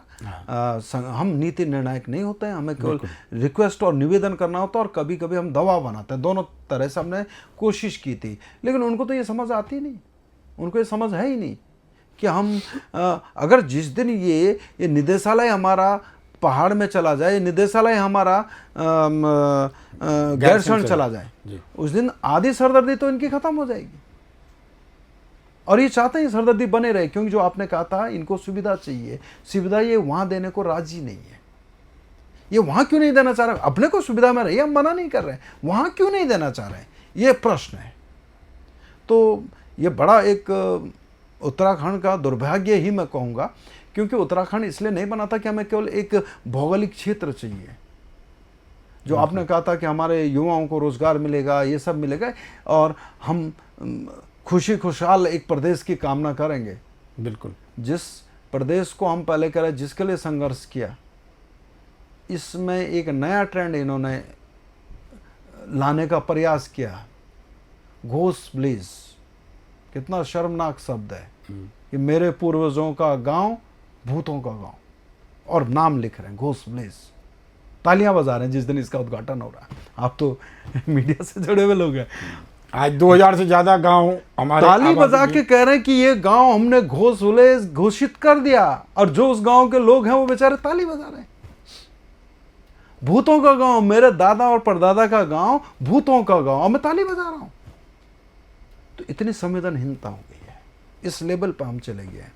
तो अगर हम इसको समझेंगे नहीं तो कठिन दौर आ जाएगा, और उत्तराखंड के लिए तो बड़ा दुर्भाग्य होगा। अच्छा, आप उत्तराखंड राज्य आंदोलन में सक्रिय रहे, आपके साथियों में से कोई ऐसा व्यक्ति रहा जो कि राजनीतिक इच्छा शक्ति से जताई हो, या चुनावी राजनीति में जिसने इस आंदोलन के बाद भागीदारी की कोशिश की हो? हमारे साथ में जितने लड़के हम लोग थे उस समय, हमारे फ्रेंड सर्कल के जी, मैक्सिमम बच्चे हम पढ़ाई लिखाई वाले थे जी।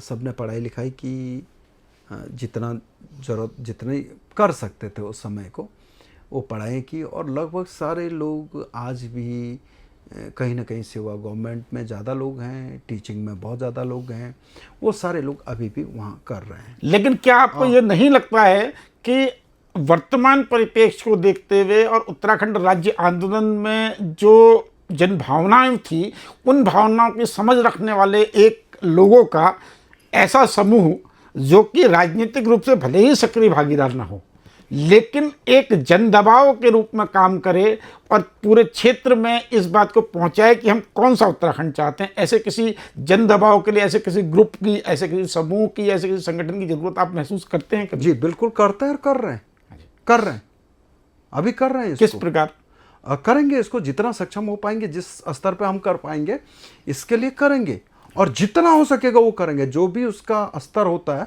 उस स्तर पर जो भी नियम और परिस्थितियां और जो चीज़ें बनती उसको करते हुए आगे बढ़ेंगे निश्चित तौर पे। क्योंकि मैं खुद कह रहा हूँ कि हमारे साथ के लोग थे, हमारा एक विज़न था उत्तराखंड राज्य। बिल्कुल, बाकी विज़न ये नहीं था कि वहाँ पे कौन क्या कर रहा, कौन यहाँ राज कर रहा, कौन नहीं कर रहा, कौन सुविधा ले रहा, वो हमारा विज़न नहीं था। क्योंकि हमने स्लोगन हमारा था कोदा झंगोरा खाएंगे, कोदा झंगोरा खाएंगे उत्तराखंड बनाएंगे, ये हमारा स्लोगन था। तो हमने पिज्जा की तो कहीं कॉन्सेप्ट था ही नहीं ना। बिल्कुल। तो आज भी हम उसको कह रहे हैं, सिर्फ ये है कि इन्होंने हमें पिज्जा का टेस्ट दे के हमारे कोदा झंगोरे को पीछे कर दिया। हमारी नई जनरेशन को इन्होंने कभी कोदा नहीं दिया। कोदा हमारे उत्तराखंड के लोगों ने नहीं दिया, सरकार ने, उत्तराखंड के सरकार ने या उत्तराखंड के सिस्टम ने नहीं कोदा दिया। कोदा तो हमें शायद जो हमने सुना वो जापान से बिस्किट बन के आया, तब हमने कोदा पहचाना है। मतलब हमारे कोदे का बिस्कुट जापान से उत्तराखंड में आया, जो उस समय चला कि कोदा अब जापान लेगा और बिस्किट बना के हमको देगा। ये तो पिज्जा परोस रहे थे हमें। बिल्कुल, आज भी करो मैं, ये पिज्जा परोस रहे हैं हमें। अब क्यों परोस रहे मालूम नहीं। जैसे ही हमें प्राइवेट शिक्षा में, हमारे स्कूलिंग सिस्टम को प्राइवेट में परोस रहे हैं, हॉस्पिटल को हमारे प्राइवेट में परोस रहे हैं। भाई मैंने कहा, अभी मैं एक दिन था, अभी शायद थोड़ा विषय से दूर होगा, कि उत्तरकाशी में एक सम्मेलन में था और अधिवेशन वहाँ पे चल रहा था, विधायक जी और ये सब लोग बैठे थे। तो एक प्रश्न आया कि शिक्षा, सरकारी शिक्षा का हरेसमेंट और ये सब चल रहा, और सरकार मतलब जो वहाँ पे थे उन्होंने हम पे इस तरह से कि जैसे हमने किया। मैंने कहा ठीक है, आप सरकारी शिक्षा को कह रहे हैं खराब है, बिल्कुल, तो सरकारी पानी को खराब क्यों करे? बिस्लरी क्यों पी रहा? पानी पियो ना नल का, वो तो ठीक है। कभी बीमार हो गए तो यहाँ के डिस्ट्रिक्ट हॉस्पिटल में जाके ट्रीटमेंट कराओ ना, वो तो ठीक है। एक पार्ट आपका खराब हुआ, वो शिक्षकों ने किया। तो मैंने कहा अगर आपने बाकी ठीक किए हैं तो हम उसकी जिम्मेदारी लेंगे, ठीक करेंगे। लेकिन आपने इधर कह दिया शिक्षा खराब है, दूसरी जगह आप कह रहे हैं तुमने हॉस्पिटल खराब कर दिया, तीसरी जगह कहेंगे आपने पेयजल खराब कर दिया। तो आप बांट के क्यों कर रहे हैं? ये सारा सिस्टम किसने खराब किया फिर? और अगर हम सब खराब करने वाले ही वहां रह गए तो आप कर क्या रहे हैं? आपका क्या सुपरविजन है? आप किस बात के मंत्री और मुख्यमंत्री और सरकार का ही के लिए आप? बिल्कुल, आप बिल्डिंग के लिए थोड़ी है, बिल्डिंग से शिक्षा नहीं मिलती है। शिक्षा के लिए माहौल चाहिए। आप टीन शेड बनाइए और बढ़िया माहौल दीजिए, शिक्षा अच्छी होगी। आप करोड़ों की बिल्डिंग बना दीजिए, अच्छा टीचर ना दे, परमानेंट टीचर ना दे। अब मैं कहता रहा हूं उन गेस्टों को आप परमानेंट क्यों नहीं कर देते हैं? तो ये चीज़ें हैं जिसको अभी हमें सोचना है, चाहे वो शिक्षा के क्षेत्र में, स्वास्थ्य के क्षेत्र में, अन्य क्षेत्र में, हमारे भौगोलिक परिस्थितियों के क्षेत्र में। उत्तराखंड आज भी समृद्ध है, बहुत समृद्ध है। सिर्फ ये है कि अगर हमें ललक होगी करने की तो निश्चित रूप से हम कर सकते हैं भी। और आपने एक बात बोली थी कि जब उत्तराखंड बना तो सोचा था रोजगार मिलेगा। रोजगार मिल तो रहा, हाकिम सिंह घर घर पैदा हो गया, रोजगार ही तो दे रहा हो। लेकिन जिसको मिलना था उसका तो हक मारा गया ना, किसी ने प्रश्न नहीं उठाया आज तक। भाई हाकिम सिंह दलाली कर रहे हैं नौकरी में, ये सब कह रहे हैं ना। तो या तो हमारी सोच गलत है, तो आप बताइए ये गलत हो गया, या हाकिम सिंह गलत है तो उसको पनिशमेंट दीजिए। तो ऐसा तो नहीं चल रहा। तो जो आप कह रहे थे कि जो हमने सोचा था, वो आंदोलन का जब दौर आता है तो उससे हम भी थोड़ा सा ज़्यादा भाववेश में आ जाता है करते करते। जब अभी भी कभी बैठते हैं हम लोग, बिल्कुल, तो चीज़ें, क्योंकि लगता कि मैं फिर वही 90 के दौर में चला गया हूँ जहाँ संघर्ष था, ये सब था, लेकिन अच्छा लगता था।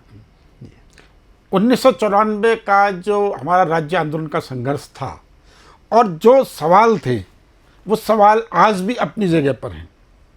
उस वक्त को जैसा कि आपने भी कहा कि हर छात्र ने समझा महाविद्यालय में कि भाई उत्तराखंड बनेगा तो रोजगार मिलेगा। खेत में काम करने वाली एक साधारण महिला ने समझा कि भाई मेरी पानी की समस्या, मेरी घास की समस्या शायद राज्य बनने के बाद पूरी हो जाए। एक कर्मचारी ने समझा कि उत्तराखंड राज्य बनेगा तो उसकी पारिवारिक दायित्वों में कुछ आसानी होगी, कुछ और ज़्यादा बेहतर सुविधाएं उसे सुदूर पर्वतीय क्षेत्रों में मिलेंगी। लेकिन हमने इन 25-26 सालों में खुद को ठगा हुआ महसूस किया, जैसा कि आपने भी कहा और तमाम उत्तराखंड के राज्य आंदोलनकारी इस बात को कहते हैं।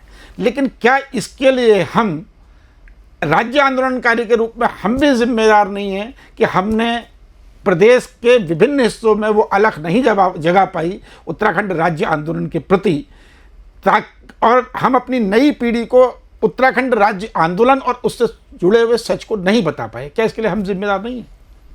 देखिए, जिम्मेदारी सबकी है। हम भी उतने जिम्मेदार हैं जितने करने वाले हैं। लेकिन करने वालों ने हमें आश्वस्त किया कि हम करके देंगे। अगर वो उस समय ये कह देते कि हम नहीं कर पा रहे, क्या किया जाए, तो शायद कोई विचार होता, कोई काम होता, कुछ कोशिश की जाती।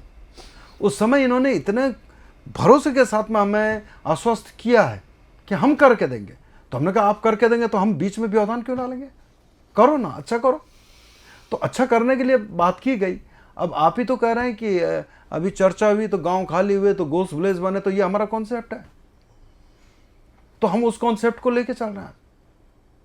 जब आप घोष विलेज का कॉन्सेप्ट लेंगे तो फिर आप तरक्की की बात कैसे करेंगे? कैसे उसको चाहेंगे कि हमारा गांव समृद्ध हो?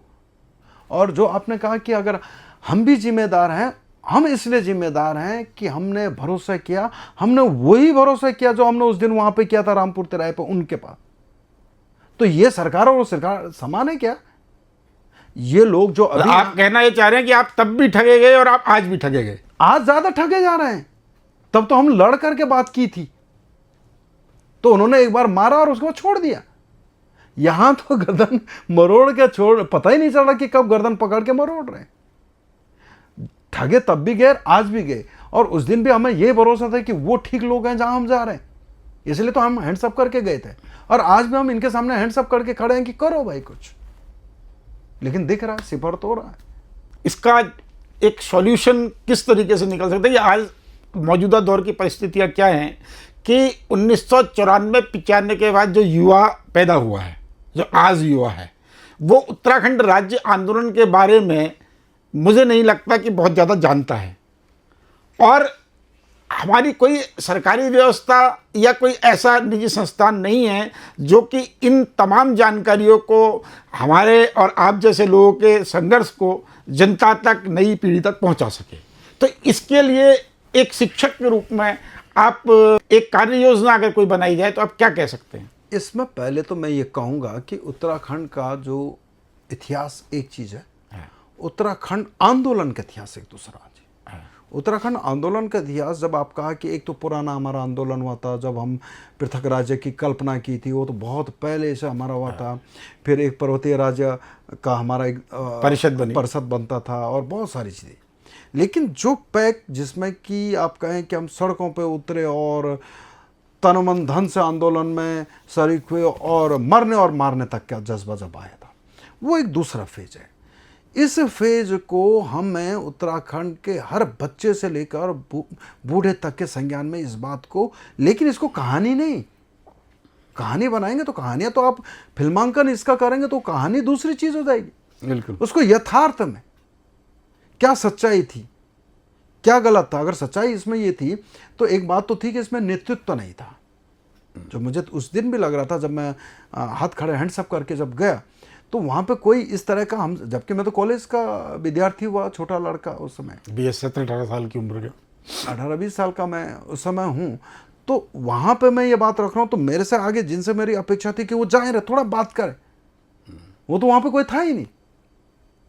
अदरवाइज ये देखिए ना, आप कोई कहते हैं कोई सीनियर आदमी जिसको गोली लगी लड़कों को, क्योंकि वो आगे चले गए, उनकी मजबूरी और उनकी बात, क्योंकि किसी को तो जाना ही था।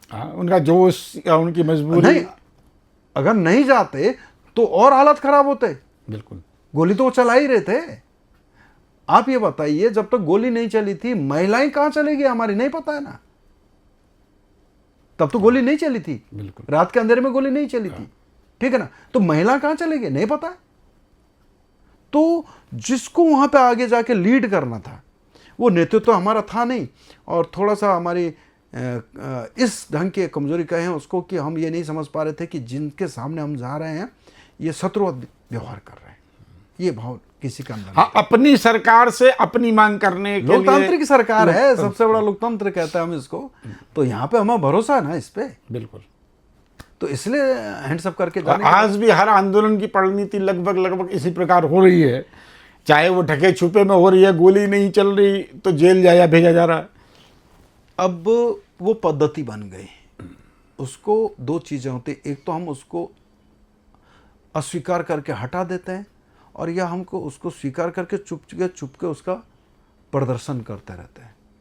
हमने उसको कहीं ना कहीं एक ढंग से स्वीकार करते हुए कभी ना कभी उसका इस्तेमाल करना, इस ढंग से हम उसको इस्तेमाल कर रहे हैं। जबकि हमें यह मानना चाहिए कि उत्तराखंड आंदोलन में जो गोली चली, डंडे चले, जो अत्याचार हुआ, गलत था, तो हम इसको नहीं होने देंगे। तो ये भाव कहीं भी नहीं आए। बिल्कुल। सरकार की जिम्मेदारी होती है, और सरकार का नैतिकता भी है इसमें, कि अगर कोई आंदोलन हो रहा, आप वार्ता करने जाएं। आप पहले पुलिस क्यों भेज रहे हैं? आप पहले खुद एक बार किसी व्यक्ति को तो भेजें जो वार्ता करे। आप पहले पुलिस भेजते हैं। तो ये पद्धति पैटर्न बन चुका है। पैटर्न बना है। बिल्कुल। तो अभी भी चलता आ रहा है। नहीं, अभी वो युवाओं वाली बात रही, जिससे कि मैंने कहा कि युवाओं को जो जानकारी नहीं है जी, आप भी महसूस ऐसा करते उसके होंगे। लिए मैं जो आप कह रहे थे, मैंने इसको, जो मैंने कहा कि जो आंदोलन का दौर रहा, इसको हमें कहीं ना कहीं किताबों के माध्यम से स्टोरी इस ढंग से करके, इतिहास, आंदोलन का इतिहास, और आंदोलन का इतिहास उतना ही नहीं, वो पुराना एक, उससे पहले का एक पोस्ट और एक प्री, दो इतिहास, और लेकिन इम्पोर्टेंट फेज बीच का है 94 का। 94, तो 92 से मान के चलिए उसको, 93, 94 से ही मान के जैसे भी चलें, और उससे लेकर ये 2000 तक का, क्योंकि केवल 94 में गोली चलना ही आंदोलन का समापन नहीं था। उसके बाद भी लगातार आंदोलन होते रहे, तब जाके हमें उत्तराखंड मिला है। बिल्कुल। क्योंकि बीच में कई सरकारें आई, कई बार घोषणाएं हुई हैं, आगे पीछे हुआ है, कैसा बनेगा ये हुआ है, कौशिक समिति बनी है, सारी चीजें, गैर सैन्य राजधानी की रिपोर्टें बनी है। उसके बाद जाके 2000 में हमको मिला है। तो 94 से कम 94 से 2000 के बीच का जो टाइम हमें, उसको हमें किताबों के माध्यम से स्कूलों में देना चाहिए, चाहे वो हमारा प्राइमरी से लेकर, और मुझको लगता है हायर एजुकेशन तक। वो एक ऐसा आंदोलन है कि हिंदुस्तान के इतिहास का स्वस्फूर्त आंदोलन है। किसी ने किसी को नहीं कहा था तो अपना काम छोड़, बिल्कुल। किसी ने किसी को बुलाया नहीं था। जब दिल्ली कूच कर रहे थे तो कोई नहीं पूछ रहा था कि मैं किराया कहाँ है तेरा, या मैंने किसी को किराया दिया, रात को खाने की क्या व्यवस्था, खाने की क्या व्यवस्था, रहना कहाँ, किसी ने नहीं पूछा। और हजारों लोग थे उसमें, बच्चे थे, महिलाएं थी, पुरुष थे, व्यापारी थे, कर्मचारी थे, सारे थे। तो इतना बड़ा स्वस्फूर्त आंदोलन मुझे तो नहीं लगता कि हिंदुस्तान के इतिहास में कहीं हुआ होगा। तो इसके लिए तो हमें बनना चाहिए, इस पर इस किताब आनी चाहिए, किताबों के माध्यम से ये चीज़ें आनी चाहिए। और क्या तरीका हो सकता है नई पीढ़ी तक इस आंदोलन से जुड़े जो हमारे योद्धा हैं उनकी कहानी पहुँचे, और हमारे जो उत्तराखंड राज्य आंदोलन के दौरान छात्रों का, कर्मचारियों का, व्यापारियों का संघर्ष है, उस संघर्ष से नई पीढ़ी रूबरू हो और वो उन तमाम तथ्यों को जाने। देखिए, आज सबसे बड़ी स्थिति है कि जो 25 साल का वोटर है, जिसने नई सरकार चुनने के लिए वोट देना है, तो उसे ये पता ही नहीं है कि उत्तराखंड राज्य की थीम क्या है। ये जो आपने कहा कि मैंने कहा पहले इन चीज़ों को हमें किताब बनानी चाहिए।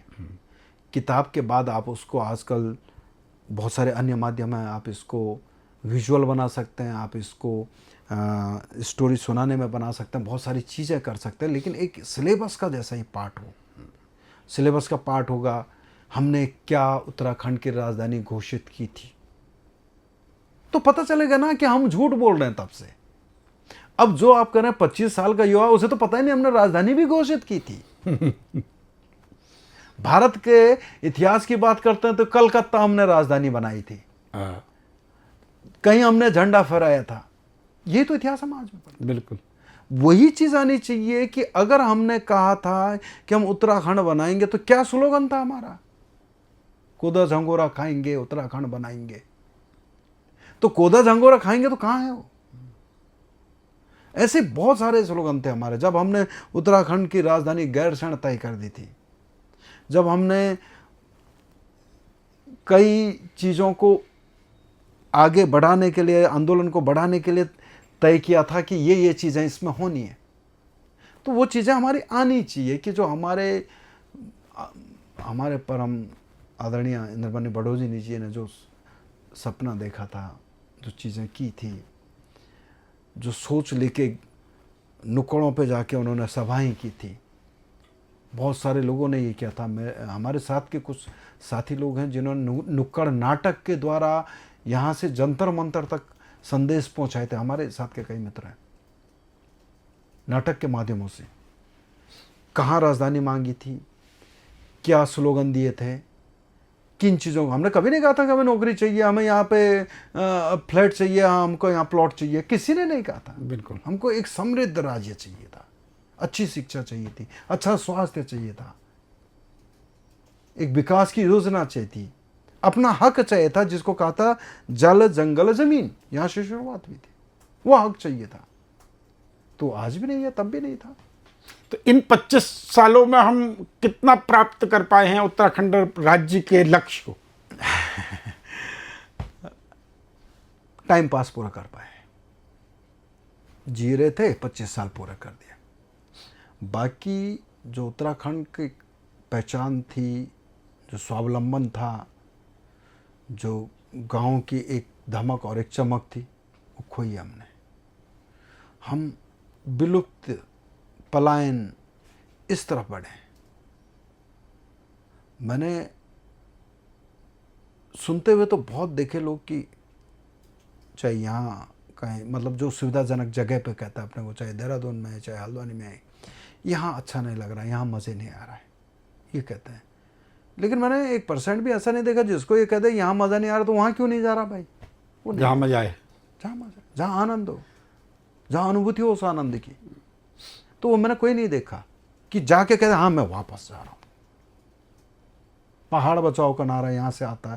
ये पहाड़ बचाओ के नारे के लिए भाई पहाड़ में जाओ, बनाओ कुछ नहीं बनाओ तो कम से कम एक पेड़ तो लगा दो अपने नाम का। तो वो चीज़ें नहीं है। तो ये केवल एक स्लोगन हमारे बन गए कि ये ऐसा है वैसा, लेकिन करने की बात, और कहीं ना कहीं जिन लोगों जो हमारे आदर्श बनना चाहते हैं, जो हमारे रोल मॉडल बनना चाहते हैं, जो हमारे अग्रज, चाहे उसमें लीडर हैं, नेता हैं, जो भी कहें, जो हमारे अधिकारी, जो इन लोगों को एक प्रयास, एक शुरुआत के साथ में कि हम ऐसा करते हैं, करना है, वो उनको एक दिशा देनी पड़ेगी समाज को। क्योंकि जिनको लोग देखना चाहते हैं उनकी जिम्मेदारी बनती को समाज को सही दिशा दें, तो सही दिशा देने का काम हो। अदरवाइज यहाँ तो ये कहता है कि मैं प्लॉट है देहरादून में कि नहीं, हम मेरे बगल पे खाली है, अच्छा प्लॉट है, मेरे बगल पे खाली है, अच्छा है, तेरे बगल पे खाली है, अच्छा, तो तू ही ले लेना, मुझे क्यों फंसा रहा? तो वो प्रवृत्ति बनी है और उसको हम बड़प्पन मान रहे हैं अपना। मेरा गांव खाली हो गया, उसका नहीं है, उसको सदमा, उसको दुख नहीं है, पर ये बगल का प्लॉट खाली है, ये तू ले ले, इसके लिए वो प्रेरित कर रहा है।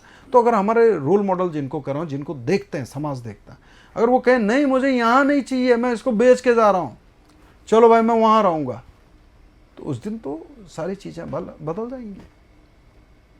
एक अंतिम सवाल आपसे करते हैं, उत्तराखंड राज्य आंदोलन में आप सक्रिय रहे, तो उस दौर के कई साथी अभी भी आपके संपर्क में होंगे, और आपकी बातों से लगता है, और ये एक सत्य भी है, कि इन 25 सालों की व्यवस्था से आप भी बहुत ज़्यादा संतुष्ट नहीं हैं।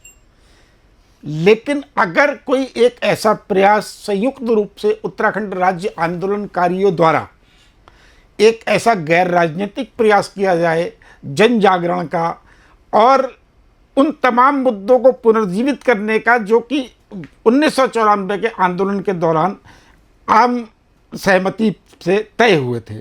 तो ऐसे किसी भी आंदोलन में क्या आप अपने साथियों के साथ एक सक्रिय भागीदारी चाहेंगे? बिल्कुल मैं चाहूँगा, मैं अभी भी करता हूँ, मैं तो अभी भी करता हूँ। मैं चाहूँगा क्या कि मैं अपना एग्जांपल देता हूँ कि मैंने अपने गांव को छोड़ा नहीं। मैंने कहा मुझे गांव में रहना है। तो जब मैं 94 में था तो 96 में मैंने अपने यहाँ एक छोटा सा ढाबा खोला, चाय पानी का। खूब डांट खाई, घर की भी गांव वालों की भी, क्योंकि 96 में बीएड कर चुका था और उसके बाद मैंने ढाबा वहाँ पे एक छोटा सा तिरपाल लेके एक ढाबा खोल दिया। तो ये हुआ कि बर्तन धो रहा है। घर वालों ने भी कहना था, दूसरे लोगों ने भी कहना था कि तुम, कॉलेज का प्रेसिडेंट भी था मैं, कि तुम जाके यहाँ बर्तन धो रहे हो, ये कर रहे हो। लेकिन जैसे जैसे मैंने चीज़ों को किया तो फिर सारे साथियों की भी नज़र खुली उस पर कि ये ठीक करा। धीरे धीरे धीरे आज मैं इसमें फ़ख्र महसूस करता हूँ कि मेरा गांव आज एक छोटा सा हिल स्टेशन हम उसको कह सकते हैं कि यात्रा का पड़ाव है बद्रीनाथ मार्ग का वहाँ पे। और वहाँ पे हमने एक उस गांव को कहीं ना कहीं एक अच्छा केंद्र बना दिया, जहाँ पे कि सड़क पे है तो पर्यटन के आधार पे। अब पर्यटन के आधार पे होगा तो मैं तो 96 की बात कर रहा हूँ कि उस समय गैस भी नहीं होता था, मिड तेल भी नहीं, तो लकड़ी में काम कर रहे हैं। तो लकड़ी भी बिक रही थी लोगों की, दूध भी बिकता था, सब्जी भी बिकती थी, ये सप्लाई प्रॉपर नहीं थी। वहाँ पे से मैंने शुरू किया और ऐसे मेरे कई साथियों ने और काम भी किया, बहुत सारे काम किया और हम अभी भी कर रहे हैं, चाहे वो सामाजिक रूप में हो, चाहे राजनीतिक रूप में हो, चाहे अन्य रूपों में, शिक्षा के क्षेत्र में हो, अन्य क्षेत्रों में हो। हम लगातार प्रयास कर रहे हैं और जब भी हम कुछ करते हैं तो सारे लोग मिल करके हम ये प्रयास करते हैं कि हम वहाँ पर रहें, लेकिन वहाँ पर रह के हमें पिछड़ा ना बोले ना। दिक्कत तो ये हो रही कि ये कह रहे हैं कि जिसको देहरादून में घर नहीं, प्लॉट नहीं, हल्द्वानी में नहीं है, वो बेचारा। तो बेचारा का भाव हमारे प्रति क्यों ला रहे हैं? हम तो बढ़िया हैं, ठीक है, शिवो हड़ी वाला तो वहाँ पे ये हमें बेचारा का भाव दे देते हैं। तो ये इन्होंने मानसिकता बनाई है और कहीं ना कहीं एक परफेक्शन जब बनता है चीज़ों का तो फिर उसमें आदमी ये देखता नहीं है। हाँ, आज माहौल ये है कि उत्तराखंड में अगर किसी युवा ने शादी करनी है और वो पहाड़ में रहने वाला है तो उसको जो है हल्द्वानी और देहरादून में मकान होना एक पहली शर्त है। तो आप समझिए, शादी इसलिए होगी कि मकान है, शादी इसलिए नहीं होगी कि हम एक परिवार बना रहे हैं। बिल्कुल। तो जब ये चीज़ें आएंगी तो चीज़ों का। चलिए, आपका जो है बहुत समय लिया और बहुत बहुत धन्यवाद आपका। और मैं आपसे ये उम्मीद करता हूँ कि हमारा ये जो प्रयास पहाड़नामा का है उत्तराखंड राज्य आंदोलनकारियों को एकजुट करने का, इस प्रयास के तहत आगामी समय में जब भी हम ये कोशिश करेंगे कि उत्तराखंड राज्य आंदोलन से जुड़े मुद्दों को पुनर्जीवित किया जाए और समाज के उस संघर्षशील वर्ग को, आप जैसे लोगों को जिन्होंने हंसते हंसते गोली खाई और अपना ये संघर्ष पूरा में बताया, आप जैसे लोगों को आगे करके एक बार पुनः उत्तराखंड राज्य की नव स्थापना की एक लड़ाई लड़ी जाए तो आपको पुनः याद किया जाएगा। तो बहुत धन्यवाद। जय भारत, जय उत्तराखंड।